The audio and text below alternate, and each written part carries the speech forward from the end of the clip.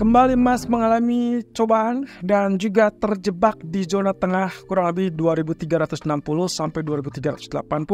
Ini terjadi setelah minggu lalu kita sempat lihat rekor tertinggi baru di area 2430, tapi kemudian terkoreksi cukup tajam dalam waktu singkat ke 2330. Oke, selanjutnya apakah ini berarti menandakan bahwa rally emas sudah selesai atau ini hanya sekedar koreksi menjelang akhir bulan atau bahkan menjelang FOMC meeting minggu depan? Oke, kita akan coba lihat terlebih dulu dari US dollar. Terutama kita akan lihat perkembangan lebih lanjut apakah safe haven masih tetap memihak kepada US dollar atau tidak. Oke, begini ulasannya. Dan kita lihat terlebih dulu. Ini adalah grafik US dollar atau indeks DXY, di mana grafik menunjukkan area resistance 105.63 sudah ditembus. Ini persis dengan apa yang kita perkirakan sebelumnya. Dua level resisten bahkan sudah ditembus. Dan sekarang berarti kita melirik area 107, teman-teman. Ya, ini adalah level yang memungkinkan terjadi berikutnya karena status safe haven kelihatannya masih tetap katakanlah memihak kepada US dollar untuk sementara ini. Oke, berarti faktor geopolitik masih tetap membendung dan juga kemungkinan potensi kenaikan sepertinya masih tetap akan terjadi. Apalagi candlestick masih tutup dengan bullish. Walaupun dengan catatan ya, candlestick kemarin ditutup bullish tapi juga memiliki tail bawah yang lebih panjang daripada tail atas. Jadi saya asumsikan bahwa sebetulnya kenaikan tinggal menunggu tenaga sisanya saja.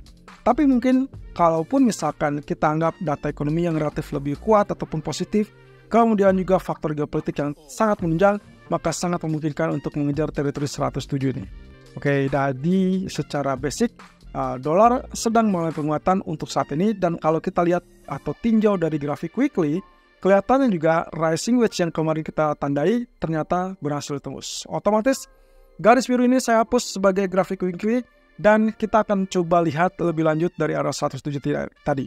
Nah, kembali ke dalam faktor grafik daily-nya, kelihatannya di sini berarti kalaupun terjadi penembusan katakanlah turun ke 105.63, sayangnya mungkin ini hanya relatif bersifat sementara dan kita masih tetap mencurigai hal tersebut. Saya lebih berpikir biarkan saja dia mengalami kenaikan sampai nantinya setelah 107 mungkin dia terkoreksi. Oke, ini berarti memberikan kesempatan yang cukup untuk katakanlah koreksi yang kita nantikan selama ini terhadap emas. Nah, satu sisi kalau kita perhatikan dari grafik H4, kemungkinan potensi pergerakan kenaikan juga masih cenderung cukup kuat ya. Jadi kalau lihat ini 0%-nya sudah tembus, berarti penurunan hanya sekedar koreksi ke arah tersebut 106.10, kemudian dia kembali naik dan menciptakan rekor-rekor tertinggi baru. Dan kalau saya perkecil grafiknya, ya berarti kita memang masih tetap terbuka untuk kenaikan tersebut. Terbalik dari kondisi tersebut, kita harus perhatikan dari US Treasury Yield. Nah, kalau di grafik apa itu sudah jelas ya. Kemarin pun atau minggu-minggu lalu pun kita sempat mengatakan bahwa polanya cukup menarik dan setelah dia terjadi penurunan, tapi ternyata dia balik lagi dan lihatlah di sini. Gerakannya higher low, kemudian juga higher high. Jadi dia masih tetap dalam uptrend. Walaupun dengan demikian, posisinya juga bukan mustahil. Ini adalah satu-satunya jalan untuk dia menyelesaikan rally, kemudian dia kembali turun. Kalau kita perhatikan di grafik daily, ini sangat memungkinkan teman-teman. Karena posisinya dia sudah naik cukup jauh dan bahkan sudah melewati area tengah dan saat ini mendekati teritori resisten dari trend channel. Kalau misalkan kita tidak meleset, maka seharusnya yang akan kita berikutnya lihat adalah di sini saatnya dia mengalami penurunan ataupun koreksi. Baik itu ke zona tengah kembali atau bahkan ke zona support dari trend channel. Butuh trigger untuk dia tembus di bawah area support trend channel. Tapi kita asumsikan saja bahwa posisi ataupun kondisi dari geopolitik memungkinkan US Treasury mengalami penurunan.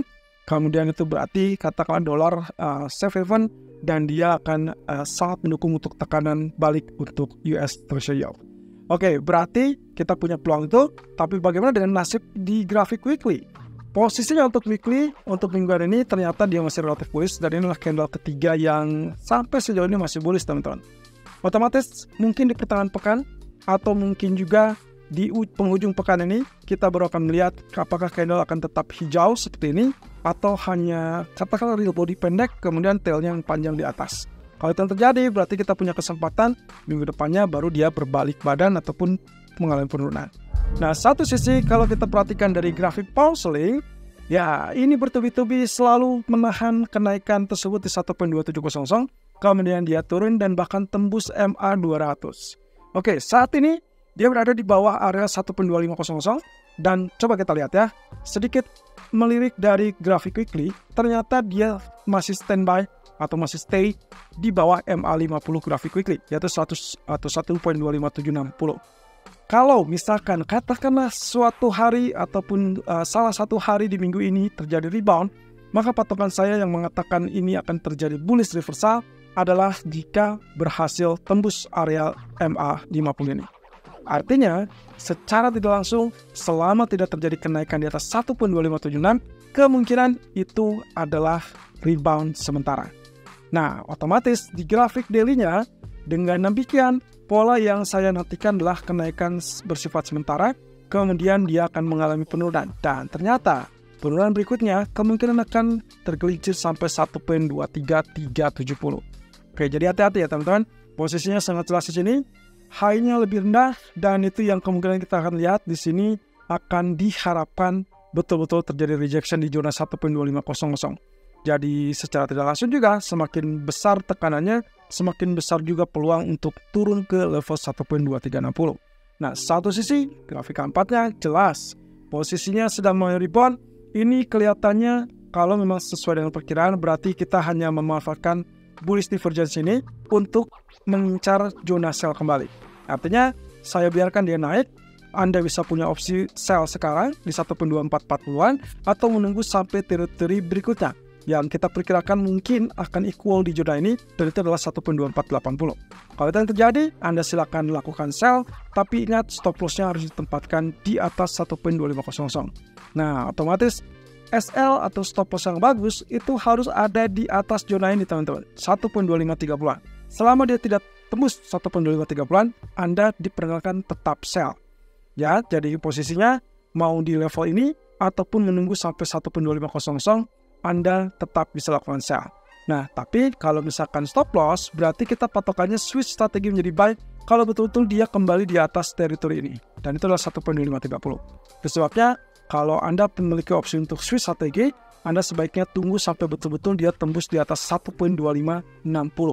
Nah, tapi yang paling besar reversalnya tentunya kalau tembus 61,8 di 1.2630-an.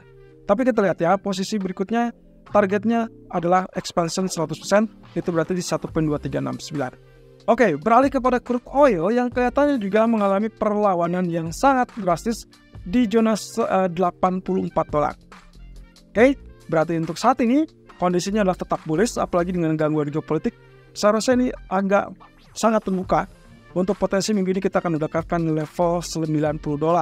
Apakah betul seperti demikian? Ya, kita tinggal tunggu saja. Karena minggu ini kalau misalkan kita perhatikan, geopolitik masih tetap dominan dan ini bisa tembus di atas 87, 88 sehingga target berikutnya yang potensial 89, 90. Nah, tapi kalau misalkan dia gagal, penurunan kita harus lihat dari sisi support 83.50. Selama tidak terjadi penurunan di bawah 83.50, maka kemungkinan dia akan tetap naik. Tapi kalau tembus, oke, silakan Anda ubah strategi menjadi sell, karena kemungkinan dia akan turun lebih lanjut ke level 81 atau bahkan 80. Nah, kaitannya dengan grafik H4, secara ringkas, Anda bisa lihat zona penurunan tertahan di zona yang relatif sama. Walaupun ya sedikit ada di bawahnya ya, ada tail yang cukup panjang sampai zona 8400.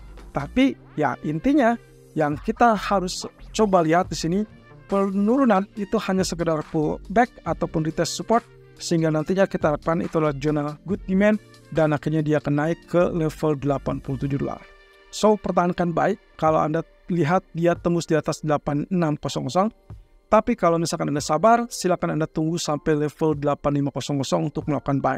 Dan stop loss-nya kalau Anda mau melakukan switch strategi menjadi sell, saya lebih prefer saat dia betul-betul confirm tembus di bawah 8400.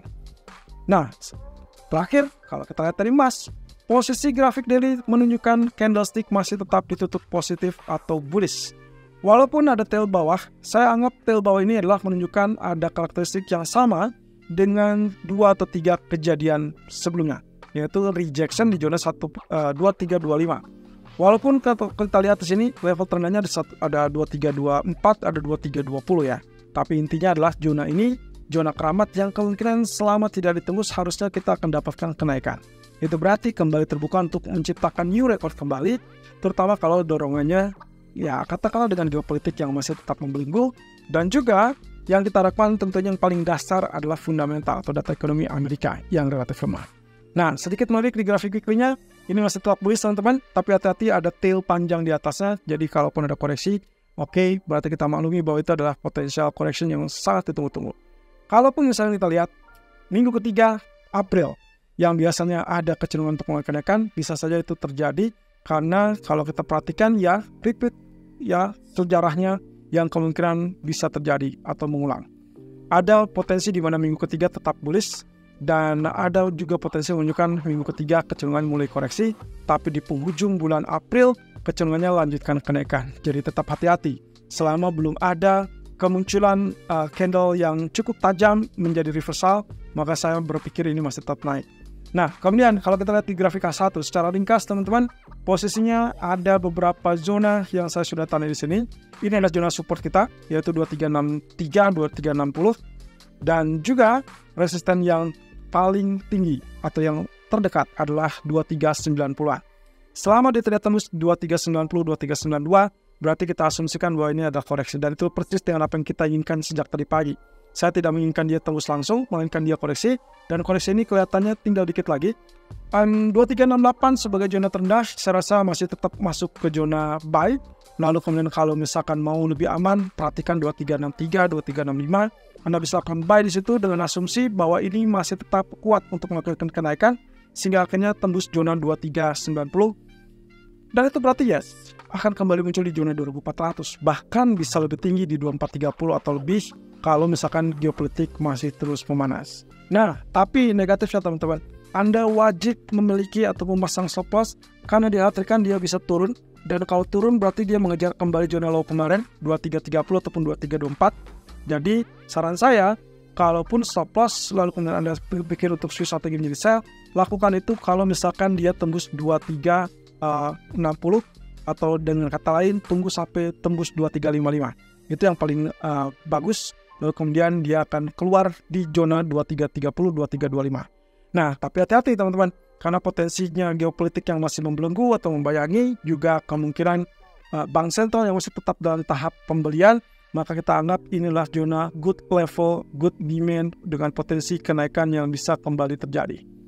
Oke, nah, apakah dia akan tembus di atas 2430? Untuk saat ini saya belum lihat area tersebut, tapi akan sangat potensial kalau memang eskalasinya meningkat. Jangan lupakan, ada Powell speech nanti malam. Kita belum tahu posisi Powell sekarang seperti apa. Apakah dia akan tetap bertahan dengan sisi dovish atau dia akan bertahan di sisi hawkish. Mengingat apa yang terjadi saat ini bisa mengganggu keseimbangan inflasi dan juga mengganggu potensi pemangkasan suku bunga. So, switch strategi kalau hanya dia tembus di bawah 2355, tapi pertahankan strategi buy kalau dia tembus 2390. Terutama, kita akan lihat potensi target berikut adalah 50% dari real body candle long black di sini, yaitu 2412.